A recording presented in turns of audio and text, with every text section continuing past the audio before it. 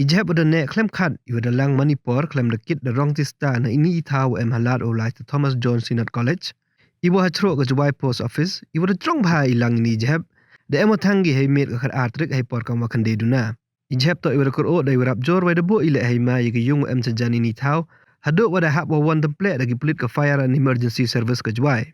Hadin wada damo no jhep gibru hajan ke yung krek kam di si Jowai.